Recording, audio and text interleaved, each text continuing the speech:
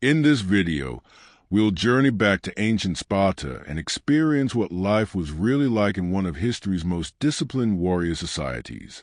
So get comfortable, relax, and let the story carry you into the ancient world. And if you enjoy videos like this, I'd really appreciate it if you left a like and subscribe to the channel. Let your mind drift now, across time, across the wide, blue Aegean Sea, back through centuries of sun and stone, to a land of olive trees and mountain passes, where the wind tastes of salt and smoke, and where the sky, even in summer, seems somehow heavier than anywhere else on earth. This is Sparta. Not the Sparta of myth, not the gleaming marble columns you might imagine. Sparta is older than marble. Sparta is dust and ash and iron. It is the smell of burning pine resin in the cold morning air. It is a low, steady rhythm of a city that does not rush, because it does not need to. Sparta has always known what it is. And on a morning much like any other, the hills still wrapped in their gray blanket of dawn, a child was born. His name was Nikolaos, the son of a soldier, as most Spartan sons were. His father, Doros, had fought in 2 campaigns before this child drew his first breath. His hands were thick with callus, and his jaw was set in the particular way of men who have learned to say little, because the things they have seen do not translate easily into words. His mother, Thea, was a Spartan woman in the truest sense. She did not weep when she was in pain. She did not ask for comfort when none was offered. She had been raised to believe that strength was not something a person reached for in a moment of need. It was something you built, quietly, over years, the way a stone wall is built, one heavy piece at a time.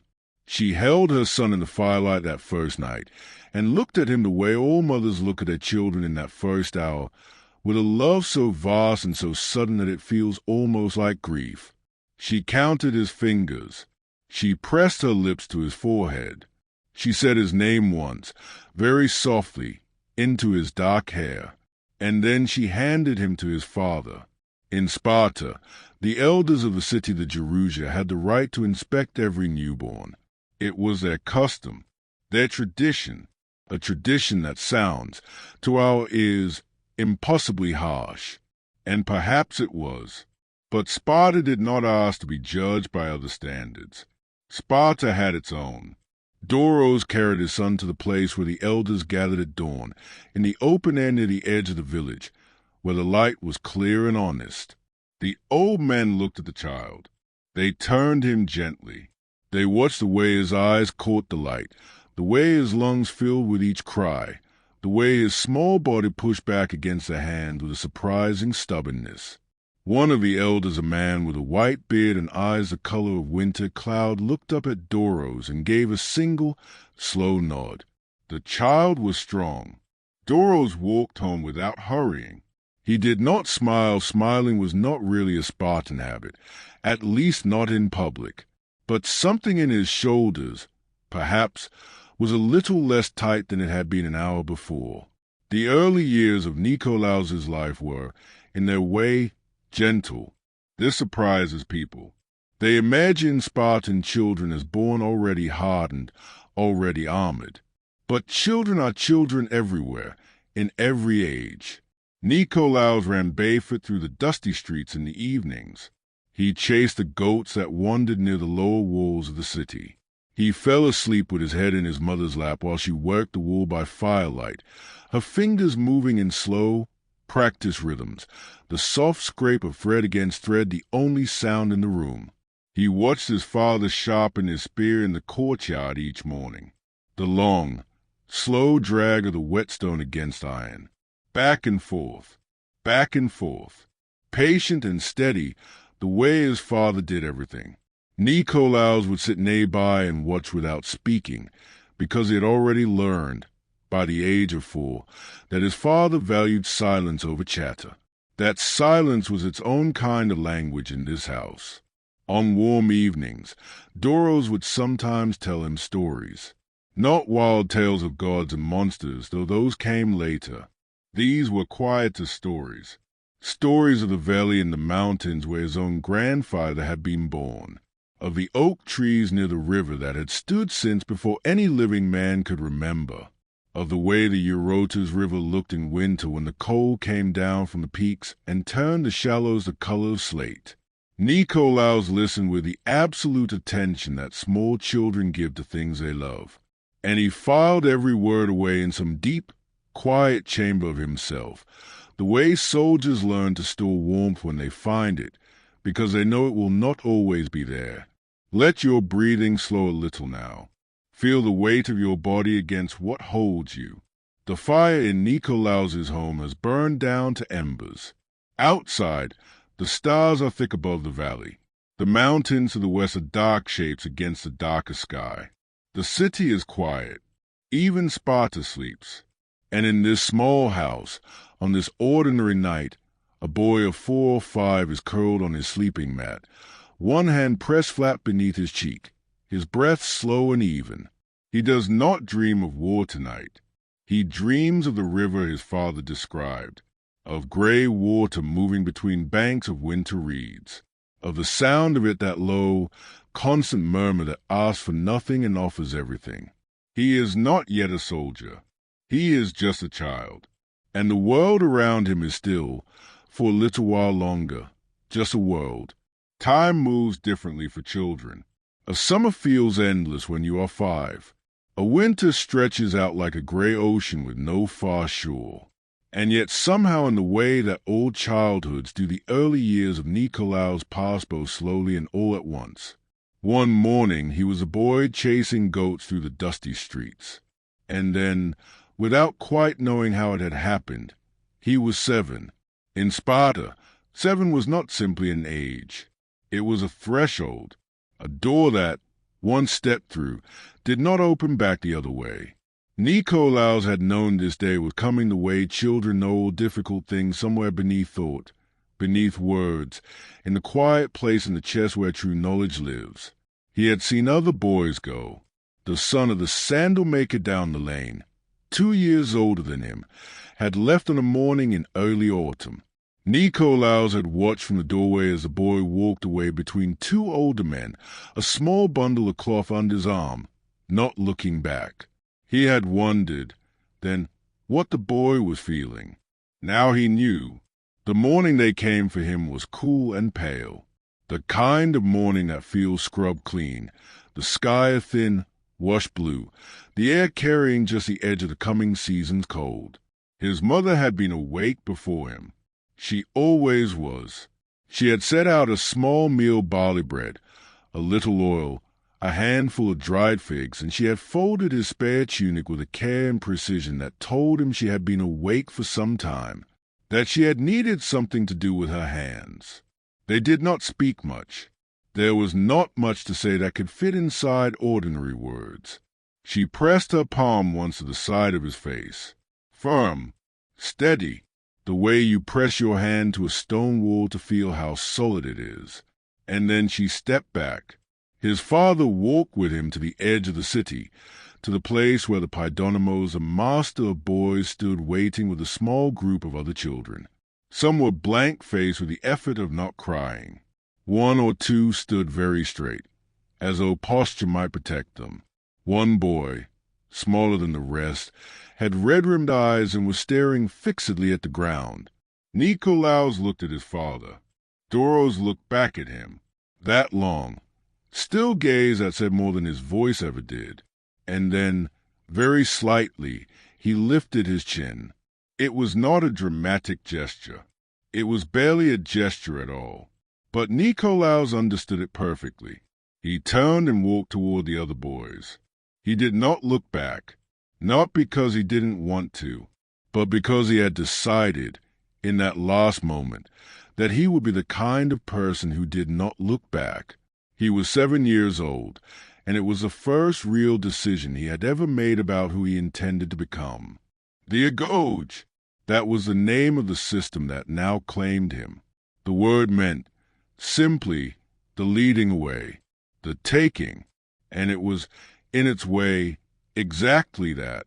The boys were led to a compound at the edge of the city low stone buildings arranged around a central yard of hard-packed earth. There were older boys here already, moving in groups, their faces set in the careful blankness that the agoge teaches quickly. There were men with hard eyes and quiet voices who watched everything and explained very little. The first lesson Nikolaos learned was this: no one was going to tell him what to do next.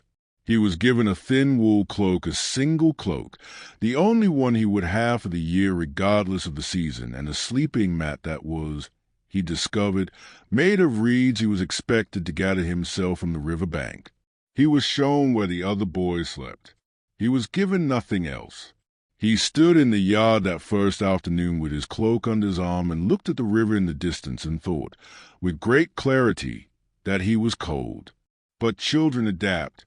This is perhaps the most remarkable thing about them, the speed with which they find the shape of a new world and begin to move inside it. Within a week, Nikolaos had learned the rhythms of the place. When to rise, when to run, when to be still and invisible. He had identified the boys who were quietly kind and the ones who were not. He had learned which older boys were fair and which ones looked for reasons to make things difficult. He had learned to sleep quickly and deeply, because sleep was the one true refuge available to him, and you learned not to waste it. The days were long and physical. They ran. They wrestled in the date. They marched in loose formations across the rocky hillsides outside the city, their bare feet learning the terrain the way hands learn a familiar tool not by thinking about it, but by doing it until the thinking disappears. They were fed little. This was deliberate. The hunger was not cruelty for cruelty's sake, though it did not always feel that way. It was instruction. The body taught to function below its comfort. The mind taught to work in the presence of want. Nikolaos was hungry most of the time in those early months. A low, constant hunger that sat behind his thoughts like a shadow. He did not complain, not because he was above complaining, but because complaining required energy, and energy was not something he had in surplus.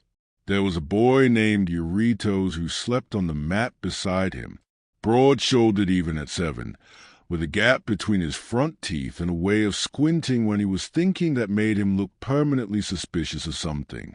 He was not especially clever, but he was steady, the kind of steadiness that has nothing to do with intelligence and everything to do with character. On the third night, when the compound was dark and the wind of the mountains was pushing through every crack in the stone, Nikolaos heard Eurytos shift on his mat. A long pause. Then, very quietly, so quietly it could almost have been the wind, "Are you awake?" "Yes," said Nikolaos. Another pause. "I'm cold," said Eurytos. "I know," said Nikolaos. "So am I." That was all. They didn't speak again, but something had passed between them in those few words, some small acknowledgment that they were both here, both enduring, both refusing to dissipate. It was not friendship yet. It was something quieter and, in its way, more durable. It was a beginning of trust. Let your breath slow now. Let your thoughts loosen their grip on the day just past. Somewhere, deep in the past, in a stone compound beside a dark river, 2 small boys are lying in the cold on their reed mats, their cloaks pulled tight, their eyes closed against the dark. They are tired in every part of themselves. But they are here, and somewhere beneath the cold and the hunger and the strangeness of this new life, something is happening to them that will take years to understand. Something is being laid down, layer by layer, the way sediment is laid down in the bed of a slow river, quietly, invisibly, building into something that will one day be solid enough to stand on. They do not know this yet. They are only 7, and tonight, at least, there is sleep. Seasons pass inside the agoge the way seasons pass when you are young and working hard, not gently, not gradually, but in sudden lurches. One morning it was cold enough to see your breath, and then somehow, without transition, the yard was baked white by the summer sun. And then the cold again, and again the sun. Nikolaos grew, not quickly or dramatically. He was not the tallest boy in his group, nor the strongest. He was lean and dark-haired and precise in his movements, the kind of boy who did not waste effort, who watched before he acted, who had learned in those first raw months that observation was its own form of power. He had developed a particular stillness. The men who oversaw the agoge noticed it. It was not the stillness of fear which flinches at the edges. It was a stillness of attention of a mind that was always quietly taking things in. The cold was the thing he would remember most in later years. Not the hunger, though the hunger was constant. Not the exhaustion, though there were days when his legs felt carved from stone and his eyes burned with the effort of staying open through the evening drills. The cold was the thing that lived deepest in the memory, because cold is the hardest thing to reason with. Hunger can be managed. Tiredness can be pushed through. But cold gets inside you in a way that is almost personal. It finds the gaps. It reminds you, with quiet persistence, that the world does not care whether you are comfortable.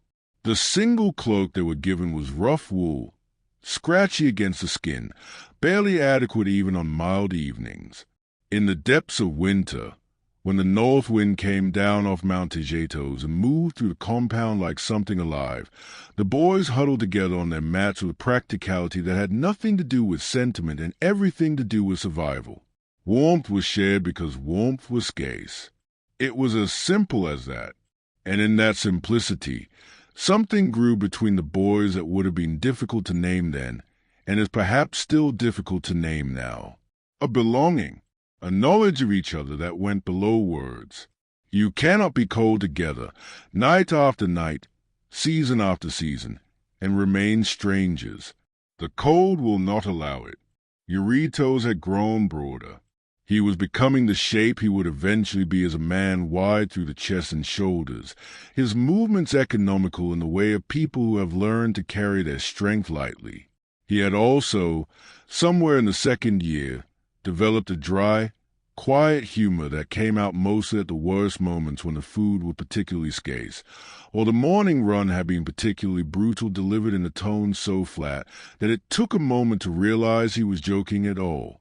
This was considered, by the boys around him, to be a profound gift. There was also a boy named Procles, who was thin and fast and had a mind that worked sideways, always finding the angle, always a step ahead of the expected thing. And a boy called Marin, who was slow to speak, but whose presence was steadying in a way that was hard to explain, the way a large flat stone in a fast stream is steadying simply by being there, solid and unmoved. These four had, without ever formally deciding it, become a kind of unit. They did not announce this. Spartans did not announce things. They simply moved together, looked out for each other in a particular way that requires no discussion, covered each other's weaknesses with an instinct that came from long familiarity. They would spend the next decade becoming something that required all four of them to be complete. In the third year, the food became scarcer still. This, too, was deliberate.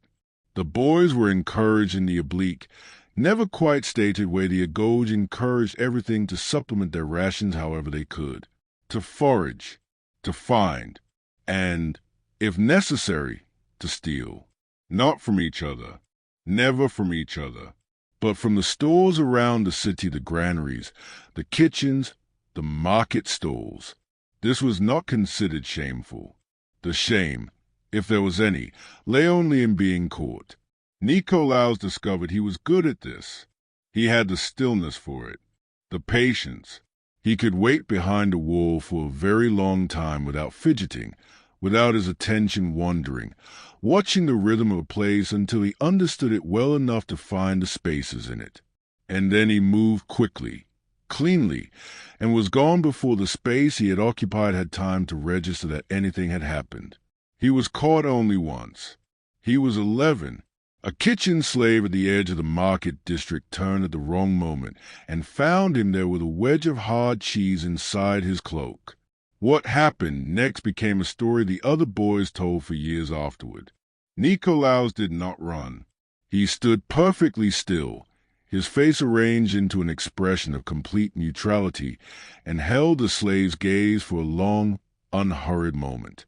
And then, as calmly as if he was setting down a tool he had finished using, he placed the cheese on the ground between them and walked away.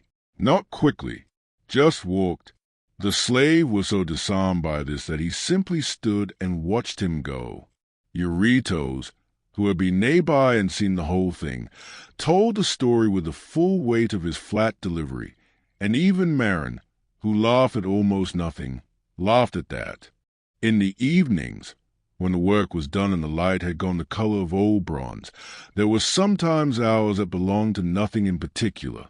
The boys would sit against the warm stone of the south-facing wall and let the last of the day's heat soak into their backs. On these evenings, sometimes an older man would come and sit with them. His name was Timon. He was past fighting age, one of those men the city kept close in other ways as teachers, as carriers of memory. His face was a map of everywhere he had been, and he moved with a particular economy of men who have learned, through long experience, to make each movement count. He did not lecture. He offered things, the way you offer something with an open hand, take it or don't. He would say, "The man who cannot endure cold will not endure what comes after." He would say, "Your shield is not for you. Remember that. Your shield covers a man beside you." He would say nothing at all for long stretches, and the silence was part of the teaching too.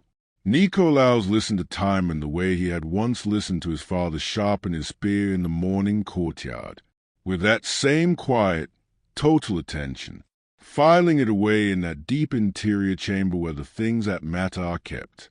He did not know it then. He was only 11, 12, 13, but Timon was giving him something more valuable than technique. He was giving him a way of thinking about what all of this was for. The cold, the hunger, the running, the endless drilling of the body toward its limits. It was not cruelty. It was not punishment. It was preparation. For what, exactly, the future would one day make clear. There is a particular age somewhere between 12 and 14 when boys begin to measure themselves against each other in earnest. Not cruelly, always, not with malice, but with that deep, instinctive need to understand where one stands, to locate oneself in the world relative to others. It is ancient, this need, older than Sparta, older than civilization. It lives in the body like a hunger of its own. In the agoge, this need was not suppressed. It was given a shape. The fights were not chaotic. They were not the wild, swinging brawls that boys fall into when left unsupervised. They were organized with a quiet deliberateness that the agoge applied to everything. 2 boys, a cleared space in the yard, the others arranged in a loose circle, watching. Timon, or one of the other overseers, standing nearby not to stop anything, but to observe. The purpose was not to hurt. Though pain happened, the purpose was to reveal. A fight, conducted honestly, shows everything. It shows whether a boy panics when struck. It shows whether he can think clearly when his body is telling him to stop. It shows how he treats an opponent who is weakening, whether cruelty comes up in him in that moment, or whether something steadier holds. It shows whether he can lose without shattering, whether he can win without becoming someone he should not be. These were the things the overseers were watching for. The boys did not always know this, but it was true nonetheless. Nikolaos fought for the first time in his 12th year. His opponent was a boy named Alcibiades, not the famous one. This was a different boy entirely, from a family of modest standing, with reddish hair and very pale eyes and a habit of moving on his toes that made him look perpetually ready to spring in any direction. They had not been enemies. They were not even particularly familiar with each other. But the overseer had called their names, and so here they were, facing each other in the afternoon light with a circle of boys around them and the mountains in the background and the particular quality of silence that settles over a group of people waiting for something to begin. Nikolaos looked at the boy across from him and felt something he had not expected to feel. Not fear. Something more interesting than fear. A kind of sharpening. As though every part of him had suddenly come into focus the way a scene comes into focus when a cloud moves off the sun, and the colors are suddenly more themselves than they were a moment ago. He felt, with great clarity, the soles of his feet against the ground. And then they began. He lost. It was not a long fight, nor a dramatic one. Alcibiades was faster than he looked, and his habit of moving on his toes was not restlessness, Nikolaos discovered. But balance the boy could change direction in an instant, and Nikolaos had not accounted for this. He had anticipated linearity where there was none. He had been caught twice by angles he had not predicted, and the second time he was caught he went down, and the ground met him with frank indifference that knocked the breath from his lungs. He lay there for a moment. The dust was warm against his cheek. The sky above was very blue and very distant. He could hear the breathing of the boys around him, and somewhere further away, the sound of the river.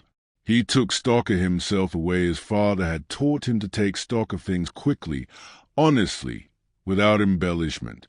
His ribs ached. His shoulder ached. His pride ached most of all, though he would not have used that word for it. He stood up, not quickly, not with drama. He simply gathered himself and stood, and when he was upright he looked at Alcibiades and gave a single, level nod, an acknowledgment, clean and without bitterness. Alcibiades nodded back. His pale eyes were, Nikolaos noticed, entirely without gloating. This told him something important about the boy, something he filed away with the same care he applied to all useful information. That evening, Euryto sat beside him against the south wall. For a while neither of them spoke. The light was doing its slow bronze thing in the west. Somewhere a dog was barking at something, and then was not. "You were thinking too much," Euryto said, eventually. "I know," said Nikolaos. "You were watching his shoulders. You should have been watching his feet. I know that now." A pause. Eurytos picked up a small stone and turned it in his fingers. "Procles says you have a good right hand," he offered. "Procles wasn't watching my right hand." "No," Eurytos agreed. "He was watching Alcibiades. Said his footwork is exceptional." Another pause. "His right, actually, annoying." Nikolaos almost smiled. It did not quite arrive, but it was close. "I'll fight him again," he said. It was not a declaration, not a vow. It was simply a statement of what was going to happen. The way you might say, "It will be cold tonight." "I know," said Eurytos. And that was all. He did fight him again. 3 months later, when the overseers paired them once more. By then, Nikolaos had done what he always did with a problem that mattered to him. He had been patient with it. He had watched Alcibiades in every context available to him during drills, during the morning run, during the moments of rest when a person moves without thinking, and therefore most truly. He had taken the boy's patterns apart in his mind and examined each piece separately. The fight was longer this time, and different. Nikolaos did not try to overpower him. That was not the answer and had never been the answer. Instead, he let the fight breathe. He moved in ways that were not quite what Alcibiades expected, offering angles and then closing them, drawing the boy's footwork into rhythms that Nikolaos had already patiently mapped. And then, in a moment that felt less like seizing an opportunity and more like simply being in the right place when the right place appeared, he was inside the boy's guard, and it was over. He won cleanly, without damage, without cruelty. Alcibiades went down the way a tree goes down when it is felled well fully, without resistance, with a kind of dignity in the completeness of it. Nikolaos offered him a hand. Alcibiades took it. Timon found him afterward, sitting alone near the water trough at the edge of the yard. The old man sat beside him without preamble and was quiet for a moment, watching the last light leave the hills. "Do you know what you learned today?" he said. Nicolau thought about it honestly. "That patience is a weapon," he said. Timon considered this. "That is part of it." He picked up a small stone, examined it, set it down. "What else?" Nicolaus was quiet for a moment. "That the first fight is not the fight," he said slowly. "The first fight is just information." Timon was still, and then, just barely, the corners of his eyes moved in a way that might have been the beginning of something. "Keep that," he said. "You will need it." He stood and walked away, back into the compound, his footsteps unhurried on the packed earth. Nicolaus sat with the words for a long time after he had gone. The first fight is just information. He turned it over in his mind slowly, the way Eurytos turned stones in his fingers, feeling the weight of it, the shape of it. Outside the wall, the river moved on through the dark. The stars had come fully out now, thick and indifferent and very beautiful. The mountains were shapes against shapes. The compound was settling into the sounds of sleep the shift and sigh of boys on reed mats, the occasional low murmur of voices trailing off into nothing. There is a particular quality to the light in the Eurotas Valley in early spring. It arrives low and golden across the plain, catching the tops of the grasses and the gray-green leaves of the olive trees, and it makes everything it touches look as though it has been there forever, as though the land and the light have reached some ancient agreement about how things should look and have been keeping that agreement faithfully ever since. It was in this light, on a morning in his 14th year, that Nicolaus first understood what he was being made into. The shields arrived on a morning in early spring. Not the full Hopland shields of the adult soldiers. Those were heavier than most of the boys could yet manage for any duration.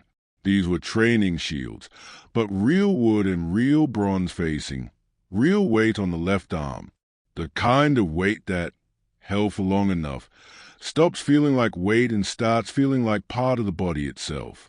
The overseer that morning was not Timon. It was a man called Demaratos younger, darker, with a scar that pulled the left corner of his mouth into a permanent half-expression that was not quite a smile and not quite anything else. He had fought in 2 campaigns.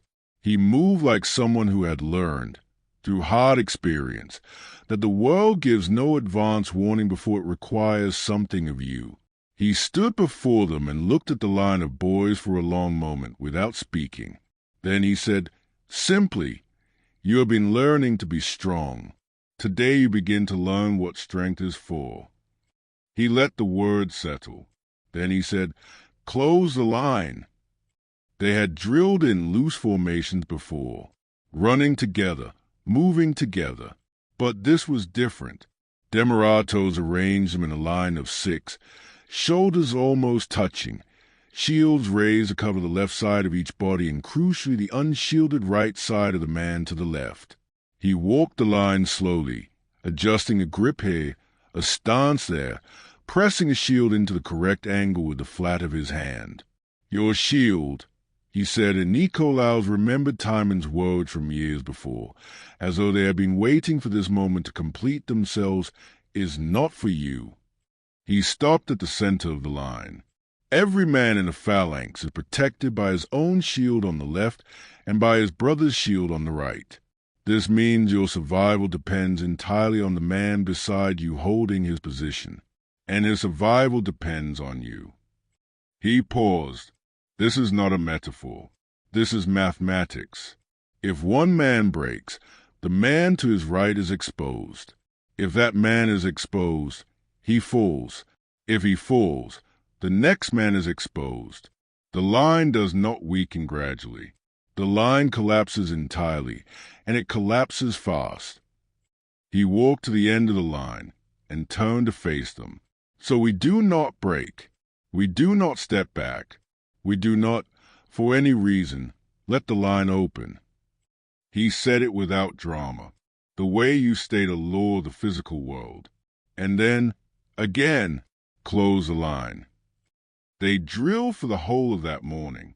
Step forward. Hold. Step forward. Hold. The shields heavy on their arms. The sun climbing. The sweat beginning. The breath beginning to labor under the weight, and the concentration required to keep the line straight, to keep the gaps closed, to feel the pressure of the shoulders to either side, and to answer that pressure with your own. It was harder than it looked. Not physically, though it was physical.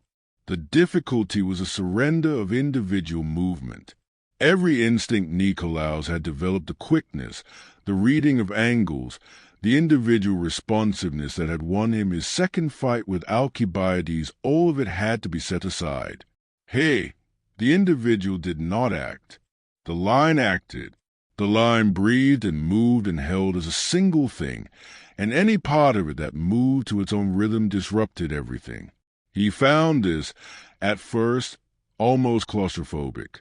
And then, somewhere in the second hour, something shifted. He stopped trying to manage it and simply let it happen. He stopped thinking about his own position and began to feel the positions of the others Eurytos to his right, solid and immovable as expected, his shield armor wall of certainty, Procles somewhere down the line, his smaller frame held with precision that compensated for what it lacked in mass, Marin's steadiness radiating outward like warmth from a stone that has sat all day in the sun.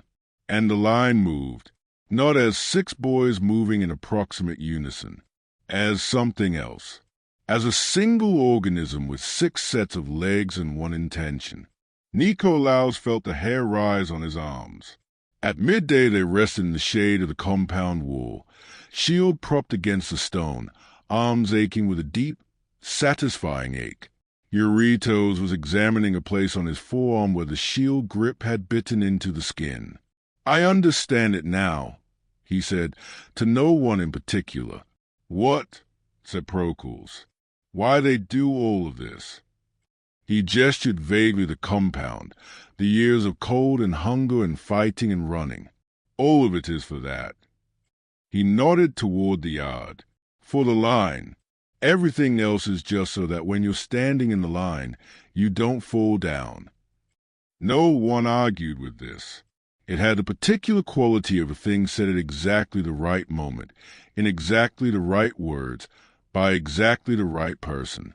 Marin, who was always said less than the others, was quiet for a moment and then said, "And so you don't let the man beside you fall down." "That too," said Eurytos. Demaratos found Nikolaos near the end of the afternoon, filling water vessels at the trough. He did not approach with any particular intention that Nikolaos could read. He simply arrived, stood nearby, watched the water. "You felt it," he said. Not a question. Nikolaos thought about denying it, or minimizing it. Spartan boys were not encouraged to speak about their interior experiences with any enthusiasm. But something about the directness of the statement made a direct response seem right. "Yes," he said. Demaratos nodded slowly. "Some boys drill for years and never feel it," he said.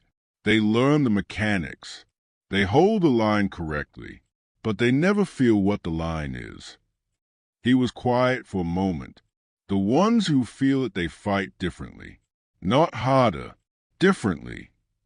He picked up a water vessel, looked at it, set it down. "Hold on to that feeling.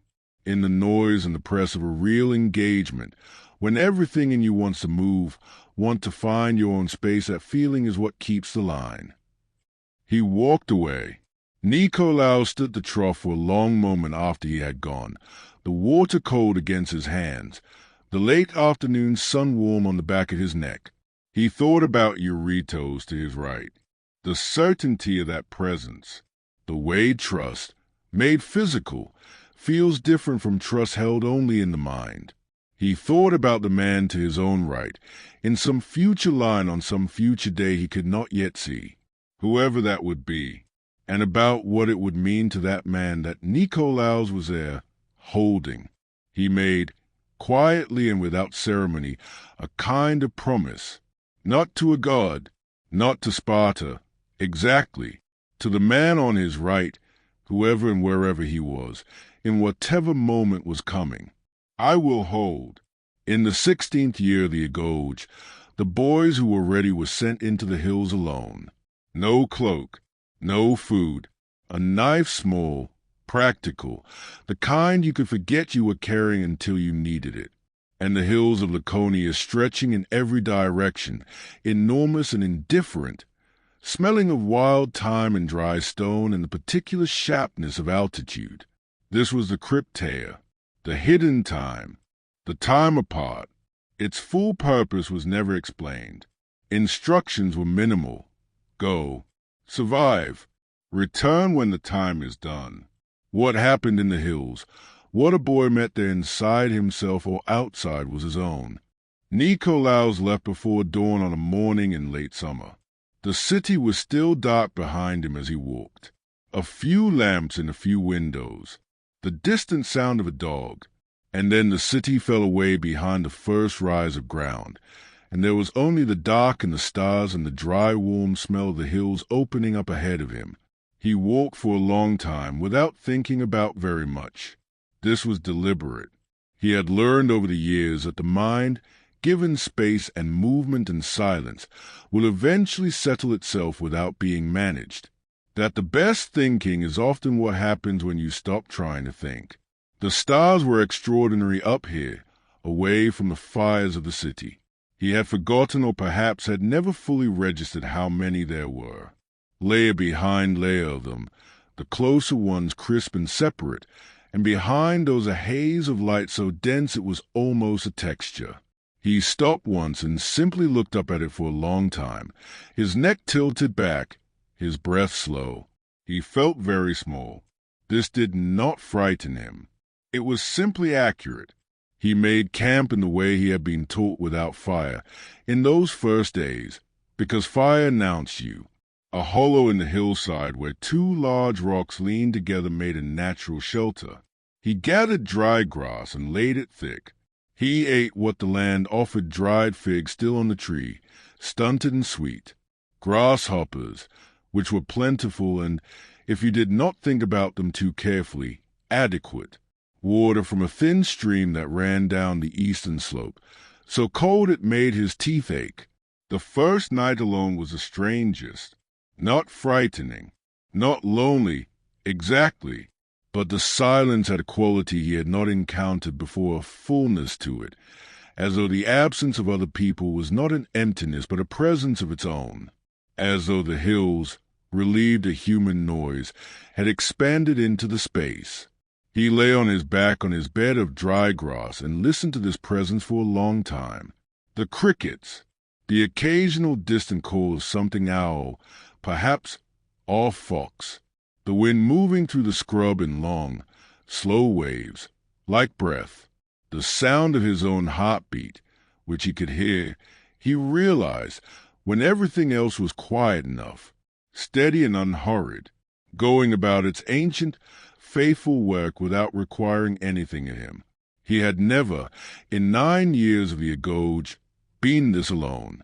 He found, to his own quiet surprise, that he did not mind it. On the third day he climbed to the high ridge above the valley. It took most of the morning, the path if it could be called that. It was more suggestion, a series of places where feet had once pressed the scrub aside wound up through limestone outcrops and stands of pine that smelled clean and cold even in the summer heat. At the top, he sat on the highest rock and looked out. He could see the whole valley from here, the silver thread of the Eurotas River moving through its plain, the scatter of pale buildings that was Sparta smaller from up here than he had expected, the city that had felt so total, so all-encompassing, reduced to something modest by the scale of the land around it. Beyond it, other valleys, other hills, and beyond those, a faint blue haze that might have been mountains or might have been the sea. It was impossible to tell from this distance, and it didn't matter. He sat there for a long time. He thought about his father, about those morning sessions in the courtyard, the slow drag of the whetstone, the quality of attention his father brought to that simple repeated task. He understood it better now. The whetstone was not only for the blade. The patience was a point. The daily practice of bringing your full attention to something small, something physical, something that asked nothing of you except to be present. He thought about his mother's hand against his face the morning they took him, firm and steady, a wall to press your back against before you step away from it. He thought about Eurytos, about Procles and Marin, about the line, about the feel of shoulders on either side and the profound, wordless communication of shared weight. He thought about Timon. The first fight is just information, and then his thoughts grew quieter, and he stopped directing them, and they drifted the way thoughts drift when the mind has nothing it needs to defend itself against slowly, associatively, one thing opening into the next without purpose or urgency, more like weather than like thinking. He watched a hawk working the thermal above the valley, tilting one wing and then the other, covering enormous distances with almost no apparent effort, letting the air do the work, trusting something invisible to hold him. He watched it for a long time. On the fifth night, it rained. He had found better shelter by than a shallow cave in the eastern face of the ridge, wide enough to lie in, with a ledge of rock above that kept the worst of the weather out. He lay on his back and listened to the rain on the hillside outside. It was a gentle rain, the kind that comes in from the west in late summer, warm and unhurried, not the hard driving rain of winter, but something softer, a loosening of the sky, a releasing. It moved through the scrub with a sound like quiet conversation, thousands of small separate sounds weaving together into something that was almost music. He felt, lying there in his shallow cave with the rain outside and the smell of wet stone and wet time coming in on the air, a sense of something he had no precise word for. Not happiness. Something larger and quieter than happiness. A feeling of being in the right place at the right time, which is to say simply, being exactly where one is without the usual resistance to it, without wishing it were different, or were over, or had not happened yet. Just this cave, just this rain, just this body, here, now, alive inside this particular moment of the world.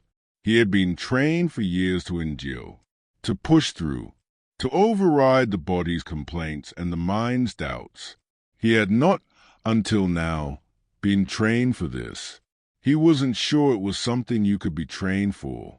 Perhaps it was simply what was left when the training stopped demanding things of you, and the silence had been long enough, and the land had worked on you in the way that land does when you let it quietly, without asking permission, reaching into the places where the noise usually lives and filling them with something else. He closed his eyes. The rain continued its soft, unhurried conversation with the hillside, and he slept. He came back down on the seventh morning. He was thinner. His feet were hardened beyond what they had been. He had a long scratch from a thorn bush along his left forearm that had already begun to heal. He smelled of wood smoke and thyme and the particular mineral smell of altitude. He walked back through the city in the early light, past the market stalls just beginning to open, past the well where two women talked quietly, past the wall where he and Eurytos and the others had sat so many evenings watching the light leave the hills. He felt different, not transformed, not dramatically altered, but settled, in some new way the way a stone settles deeper into soil over the years, not moving but becoming more completely where it is. He knew something now that he had not known before he left. He could not have put it in words, not then, but it lived in him, quiet and solid. The hills had given it to him. The silence had given it to him. The hawk on the thermal and the rain in the cave and the stars in their impossible numbers. He was ready. The morning they were made soldiers was an ordinary morning. This surprised Nikolaus afterward, when he thought about it. He had expected something grander from the day, a quality of light, perhaps, that would distinguish it from all other mornings, some atmospheric acknowledgement that something awake was happening. But the sky was the sky, the air was the air, the dust in the yard lay exactly as it always did, pale and undramatic in the early light. And yet, they were 18 now. The boys of his group, though boys was no longer the right word, and had not been for some time. They stood in a line in the yard on that ordinary morning, and the men who had overseen their decade came out and stood before them, and there was a ceremony that was, in keeping with old Spartan things, brief and without embellishment. Words were said. Old words. Words that had been said in this yard, or yards like it, for as long as Sparta had been Sparta. Nikolaos listened to them with his full attention, the way he had learned to listen to things that mattered, and felt them settle into him like stones dropped into still water slowly, deeply, coming to rest somewhere below thought. And then the shields were brought out. The real ones this time. Full Hopland shields, each one the work of months' wooden core, bronze face, the inner forearm grip and the handle worn smooth by the hands that had carried it before. Each shield was passed to each man by the one who had carried it last, retired now from service. An unbroken chain of hands stretching back through time.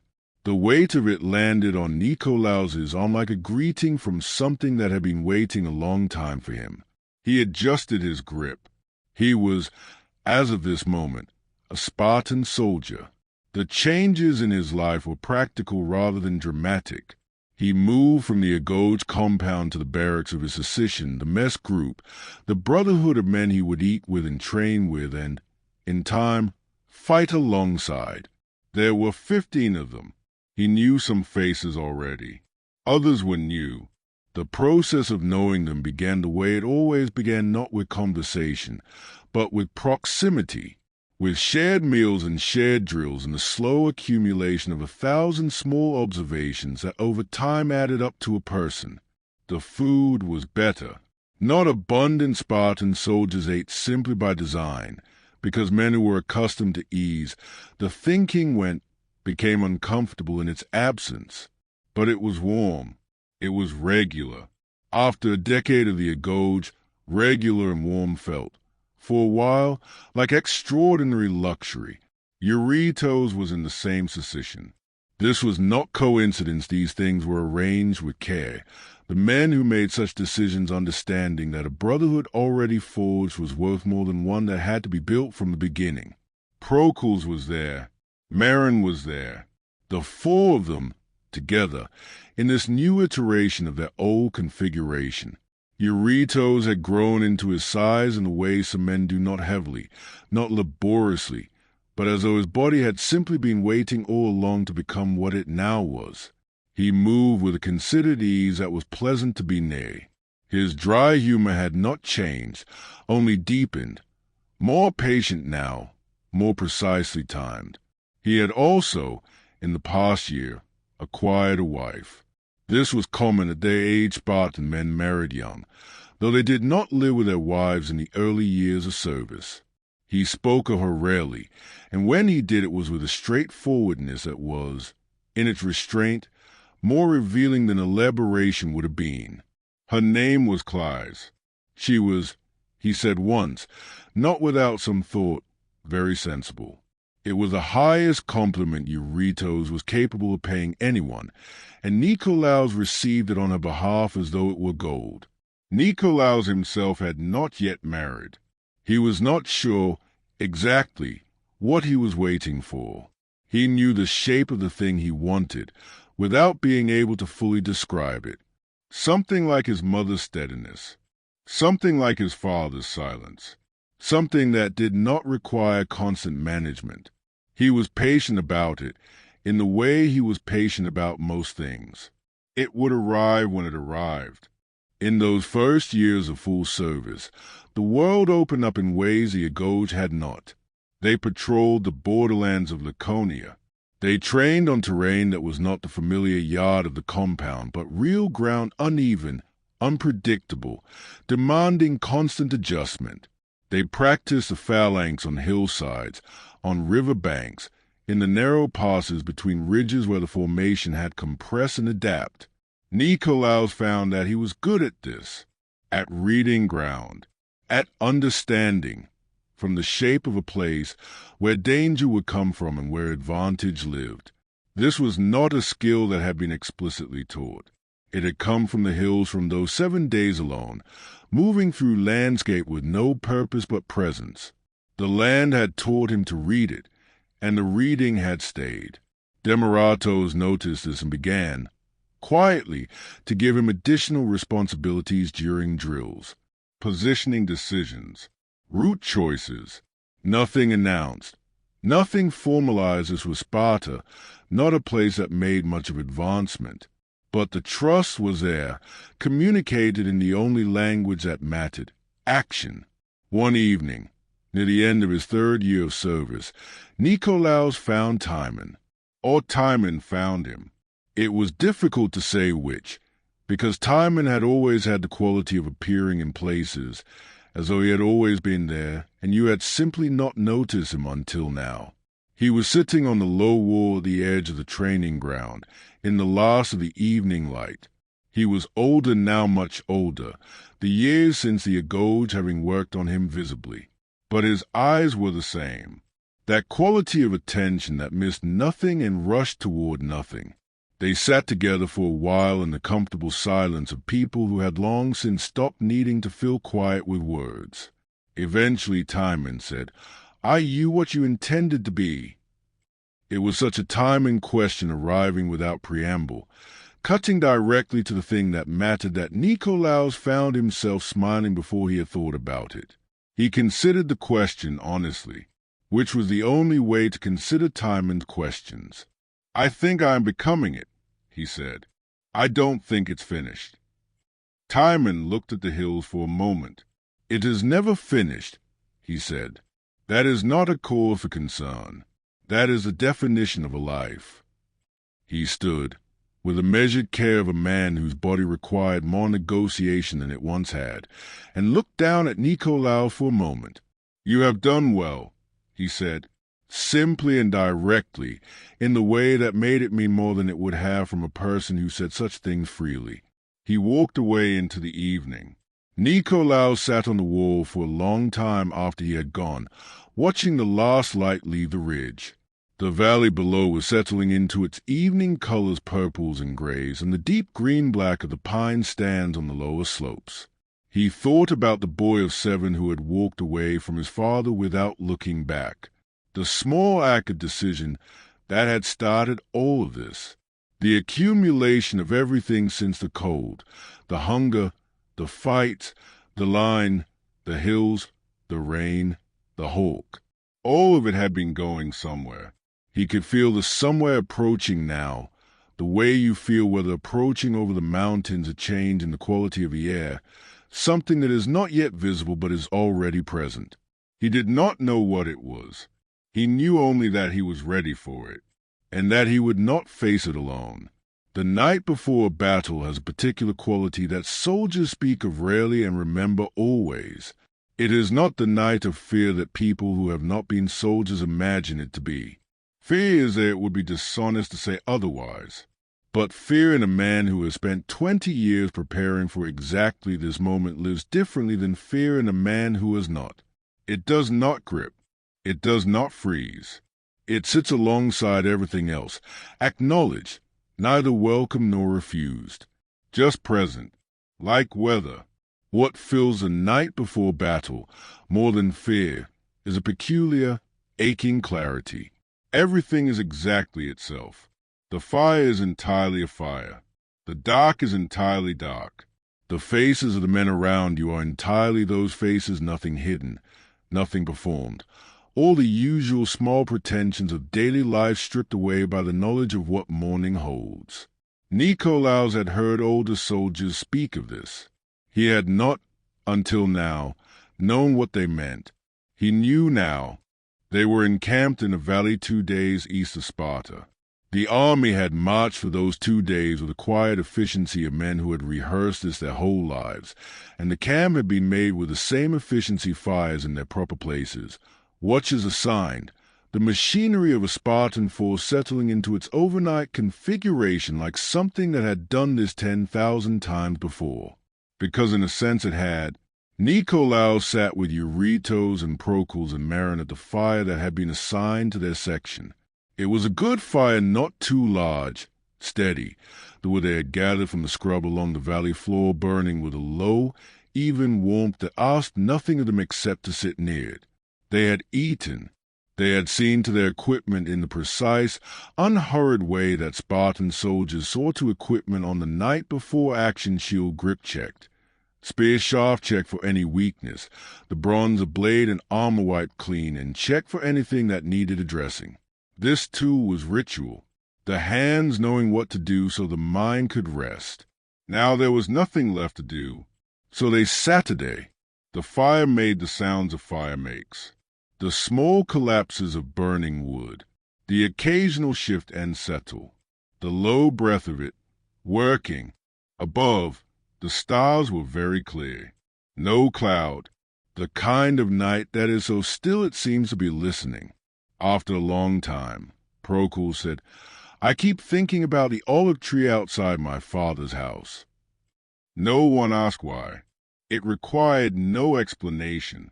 "The one that leans," said Eurytos. "Yes." A pause. "I know that tree," said Marin. He had passed it hundreds of times on the lane that ran between their family's houses, broad and ancient and permanently tilted north, as though it had spent its whole life leaning away from a prevailing wind. "I don't know why it keeps coming to mind," said Procles. "I haven't thought about it in years." "The mind goes to what it loves," said Nicolaus, quietly, without deciding to say it first. The words settled over the four of them like something falling gently. No one added to them. They did not need adding to. The fire burned lower, one by one. The other fires across the camp were beginning to dim, men lying down, the camp finding its sleeping shape, the watchers taking their positions at the edges of the light. Eurytos was looking into the fire with an expression Nicolaus recognized that particular inwardness, eyes open but attention somewhere else entirely, somewhere warm and domestic, somewhere that smelled of a specific house, a specific person. Nicolaus thought of his mother, of her hands moving in the firelight, working the wool, that soft, repeated sound, the absolute reliability of her presence, which he had taken for granted as a child the way children take for granted everything that holds them up. He thought of his father, of the gray at his temples now, the way his hands had grown more deliberate with age, the way he still, even now, said more with a glance than most men said in a conversation. He thought of Timon. "Are you what you intended to be?" He thought of the line, of the man on his right, whoever was sleeping tonight on the other side of that darkness, with his own fire and his own thoughts and his own leaning olive tree somewhere in his memory. "I will hold." The promise was still there. It had not diminished. If anything, the approach of morning had concentrated it, made it more purely itself, the way the approach of cold concentrates the warmth of fire. A little before midnight, Marin spoke. He spoke rarely enough that when he did, the others came to attention without theatrics, the way you come to attention when the wind picks up, knowing it is carrying something. "I am glad," he said, "that it is us." He did not elaborate. Marin never elaborated. But they understood him completely. Not glad for the battle, that was not what he meant. Glad for this, for the fire and the four of them around it, and the 10 years behind them, and the particular quality of trust that 10 years of shared cold and shared hunger and shared laughter and shared silence builds in people. Slowly, the way the valley builds its soil grain by grain, season by season, until it will grow anything. Glad that when morning came and a line formed and the world narrowed to the width of a shield and the length of a spear, these would be the shoulders on either side. Eurytos, without looking up from the fire, said, "Yes." Procles said nothing, but he nodded once, slowly, and his face had the look of a man receiving something he had not known he needed until he had it.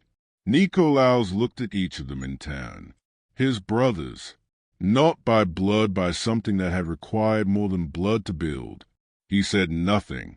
He didn't need to. They slept eventually, as soldiers learn to sleep not because the mind is quiet, but because the body is wise enough to take what is offered when it is offered. The fire burned down to coals. The stars moved their slow, enormous arc overhead. The valley held them in its dark. Nikolaos lay on his back with his cloak pulled close and looked up at the stars for a long time before sleep came. He thought about the boy on the hillside, watching the hawk on the thermal, tilting one wing and then the other, trusting something invisible.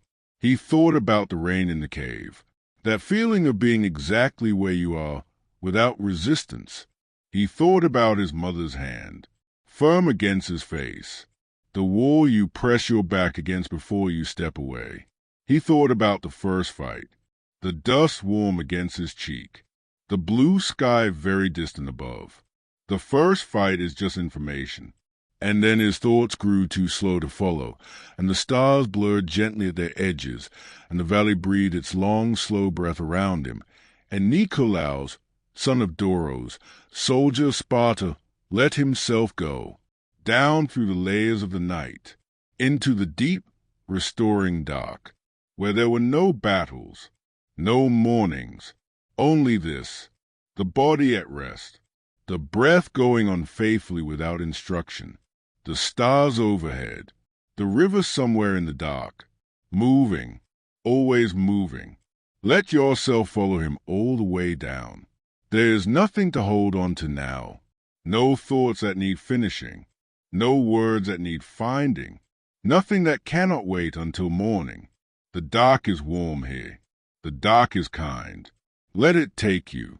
You have earned this rest, just as he has. You have carried the day this far, and that is far enough. Set it down. All of it. Set it down and let the night do what the night does, the faithful, patient, ancient work of restoring everything that the day has spent. Your breath, slow. Your body, heavy. Your mind, going, quiet. Now, morning came the way morning always comes, indifferently, without consulting anyone about their readiness for it. The light arrived first at the tops of the eastern ridges, a slow suffusion of pale gold moving down the slopes like something being poured. The valley floor was still in shadow when the camp began to stir, the sounds of it low and purposeful, not urgent, not dramatic, but steady. The sound of men who know what is required of them and are moving toward it. Nikolaos woke cleanly, the way soldiers learn to wake. One moment asleep, the next entirely present. No gradual surfacing, no period of confusion. Just here. He lay still for a single breath and let the morning register. The cold air, the smell of dew on the scrub, and the residue of last night's fire. The sky above, pale and clearing. The sounds of the camp assembling itself for the day. He thought, briefly, of the cave in the hills, of rain, of a feeling he had no word for. And then he stood. The pass was narrow. This was the point of it. The reason this ground had been chosen, the reason the army had marched 2 days to stand here rather than meeting the enemy on the open plain where numbers would have been everything. In the pass, numbers were less. The width of the ground imposed its own mathematics. Only so many men could stand abreast, regardless of how many waited behind them. The advantage of the larger force compressed and neutralized by stone. Nikolaos understood this the moment he saw it. He had been reading ground for years by now, and this ground spoke clearly. The rock walls on either side, the floor of the pass uneven, but manageable, nothing that drills on 100 hillsides had not already prepared them for. The narrowing at the center where 2 men could stand comfortably and a third would be pressed. He walked the length of it once, in the early light, before the formations assembled, quietly, without hurry, his hands loose at his sides, letting the place become familiar the way all places become familiar if you give them enough of your attention. The stone was gray and old and utterly indifferent. Good, he thought. So are we. The line formed as it had always formed, without ceremony, without visible emotion, the years of practice making it as natural and unremarkable as breathing. Men finding their places, shields coming up, the particular sound of a phalanx assembling the scrape of bronze on stone, the shuffle of feet finding their footing, the small adjustments of bodies pressing into the space between each other, the gaps closing. Eurytos came to his right. Of course he did. He arrived like weather arrives not announced. Simply there, the solid certainty of him settling into place with the ease of something that has happened 10,000 times in practice and is now, finally, happening in truth. Procles was 3 men down. Marin beyond him. The line breathed. Nikolaos looked straight ahead, into the shadowed length of the pass. Beyond its far end, the enemy was assembling. He could hear them, the low, collective sound of a large force of motion, felt more than heard, a kind of pressure in the air. He adjusted his grip on the spear. He felt Eurytos' shoulder against his, warm and present and entirely reliable. He thought, I will hold. And then the morning opened, and everything began. The battle itself. In later years, when he was much older, Nikolaos would find it almost impossible to describe to those who had not been in one. Not because it was beyond language, but because the experience of it did not arrange itself in the sequence that language requires. It was not a story with a beginning and a middle and an end. It was a condition, an immersion, like being held underwater, the world narrowed to the immediate, to the body and the breath and the men on either side, to the weight of the shield and the direction of the pressure and the absolute animal necessity of holding the line. He held. The noise was enormous and seemed to come from everywhere and nowhere at once, and inside it he could hear, distinctly, the sound of his own breathing, deliberate and regular, the way Demaratos had taught them, the way the body is kept functional when the mind is being asked to manage things the mind was not designed to manage. There were moments. He would remember them afterward in fragments, disconnected, the way dream images surface and then submerge again before you can fully grasp them. The weight of a press so intense that for a time he could not have moved his feet even if he had wanted to. The line reduced to its simplest physics, weight against weight, will against will. The sound of Eurytos to his right, breathing. That alone, just the sound of it, steady and unbroken, holding him to the world as firmly as anything else. A gap opening in the enemy line. Not large, not dramatic, but visible for a moment, like a crack in stone that tells you where the stone will eventually give. And then the giving. It ended, as battles end, gradually and then all at once. The pressure changed. The push that had been constant became intermittent, and then the intermittence became space, and space became distance, and the enemy withdrew down the far end of the pass into the morning light and were gone. The line held its position. For a long moment, no one moved. The body, trained for so long to maintain and maintain, does not immediately know how to stop maintaining. Nikolaos stood with his shield up and his spear forward and breathed, and the breathing was a whole of existence for a moment, in and out, the body reminding itself that it was still here, still whole, still capable of this most basic thing. Then, slowly, shields came down. He looked to his right. Eurytos was there. His face was unfamiliar in the way that faces are unfamiliar immediately after extreme effort stripped of all its usual arrangements, entirely unguarded, looking out at the world with the simple directness of a man who has just been reminded, without ambiguity, that he is alive. He met Nikolaos's eyes. Neither of them spoke. Neither of them needed to. He was an old man by the time he told this story. Older than Timon had been when Timon told his own stories by the fire. The gray was in his hair and in the lines around his eyes, and he moved with that same measured quality he had admired in older men all his life, each movement considered, nothing wasted. He sat in the evening in the courtyard of his house, in the last of the light, his hands resting open in his lap. The courtyard was quiet.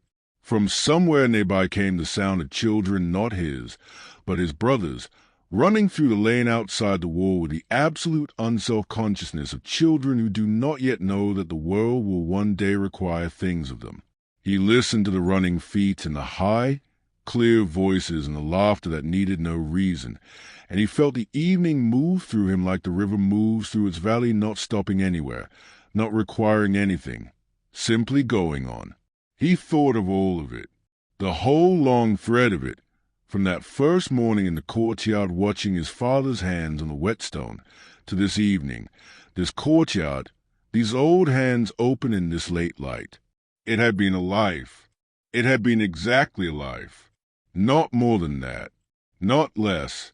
He breathed in the evening air, cool now, the first suggestion of autumn in it, the smell of turning leaves from the hills above the city, and he let it out slowly, and the letting out of it was a release of something that had been held for a very long time. Not grief, not regret, not joy, exactly. Something that contained all three and was larger than any of them. He closed his eyes. The river ran. The mountain stood. The children's voices faded down the lane and were gone, and then the evening was quiet. And the quiet was the most complete thing he had ever heard, full of everything that had ever lived inside it. All the years and all the voices and all the fires burned down to coals and all the cold mornings and all the warm ones. All of it held inside this particular silence the way the sea holds everything that has ever been carried to it. He sat inside it. He breathed. He did not need to go anywhere. He was already there.